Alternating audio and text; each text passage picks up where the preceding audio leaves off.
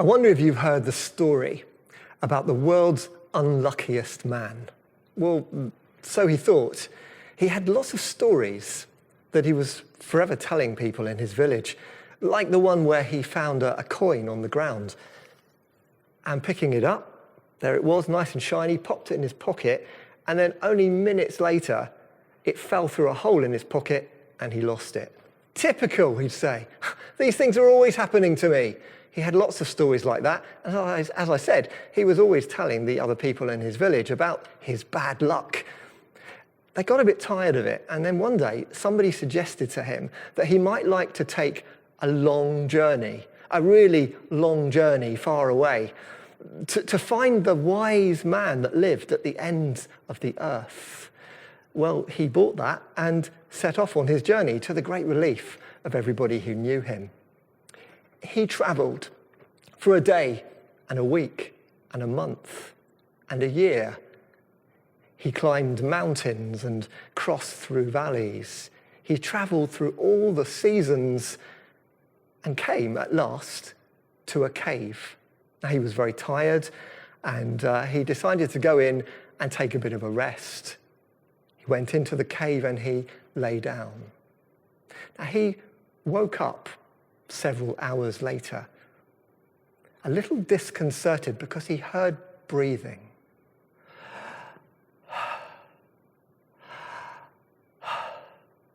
His eyes began to adjust to the dark, and then he saw that there, not far from him, was a wolf, the silhouette of a wolf.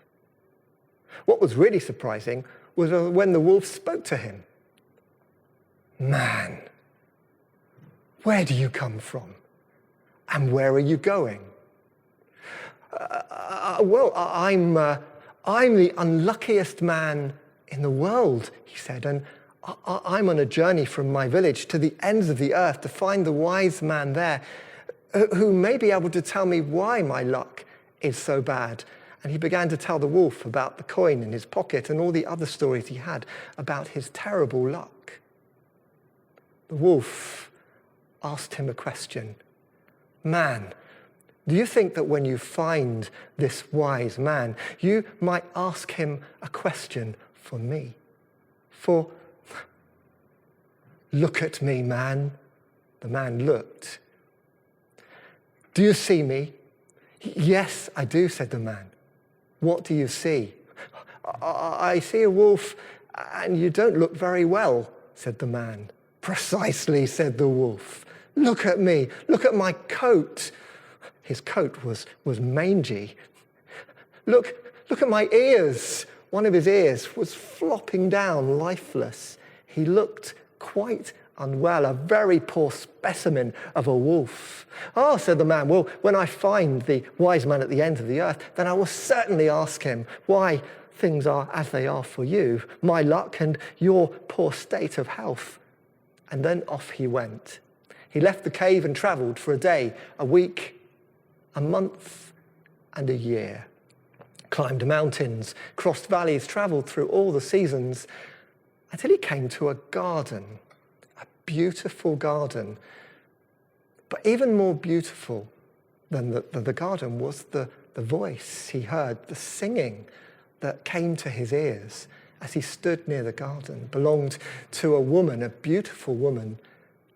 The voice was beautiful, but it was also very, very sad, very melancholy. The woman saw the man standing by the fence, and she said to him, where are you going, traveller? I've never seen you before." "Oh," he said, "I'm the world's most unluckiest man." And he began to tell her about the coin falling through his pocket and all the other stories had about his terrible luck. He told her about the man at the end of the earth who he was going to gain wisdom from. "Oh," she said, "oh, I wonder if you could do something for me. You see, I feel so unhappy, and I don't know why. I just don't know why. And if you could ask the man," "Yes, I'll do that," said the unluckiest man in the world. "I'll ask him about my luck, and I'll ask him about your sadness." And then off he went. He travelled for a day, a week, a month and a year, over mountains, through valleys, through all the seasons of the year,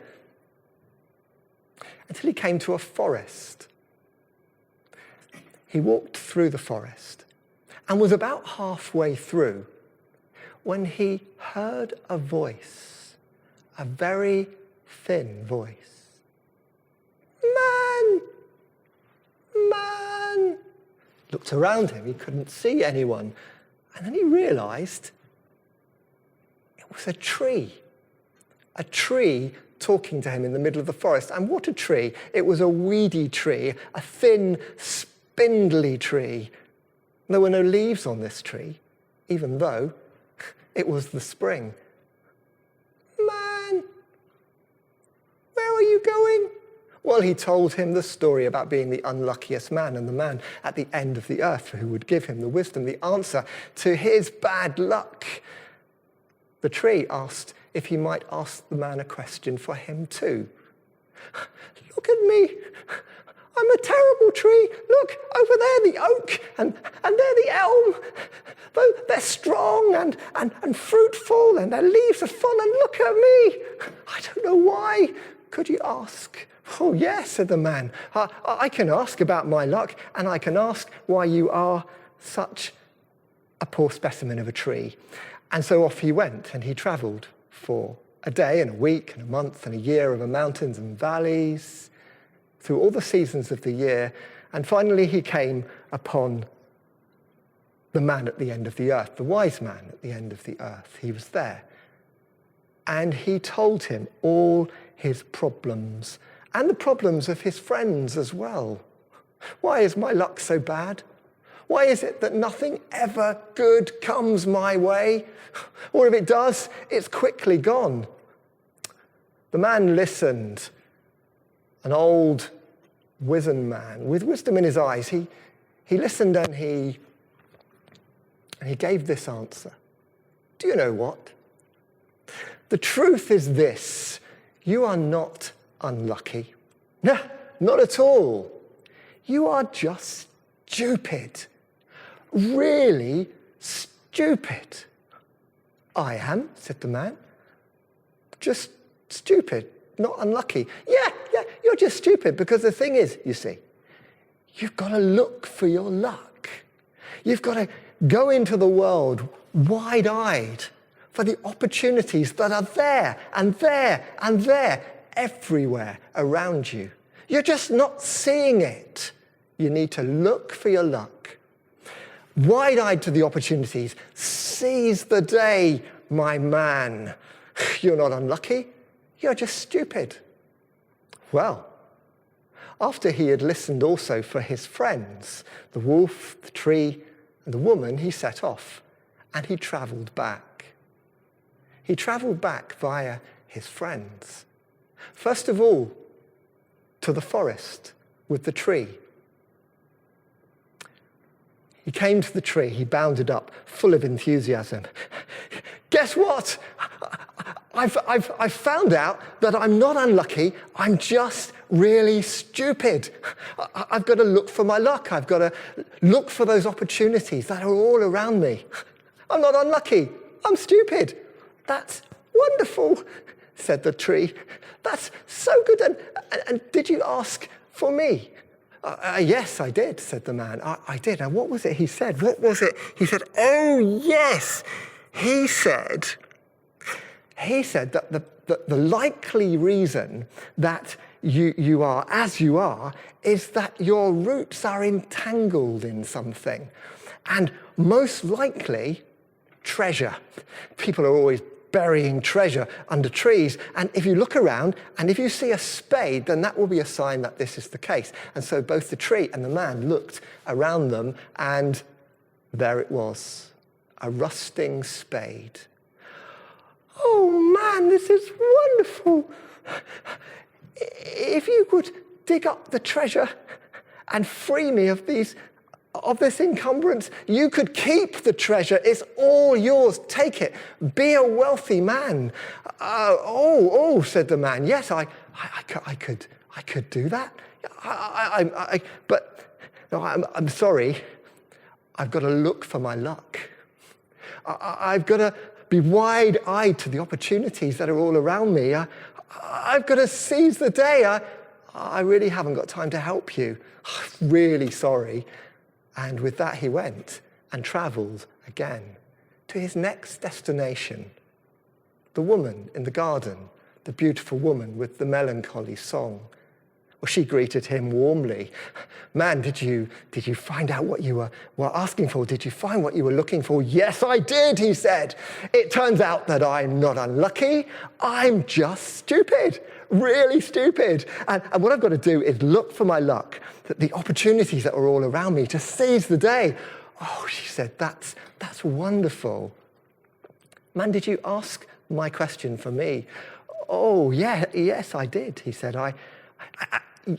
What he said was this, that the reason you are so sad and melancholy is that you're lonely, so lonely. And what you need and what would change everything would be for you to find a man, a partner in life.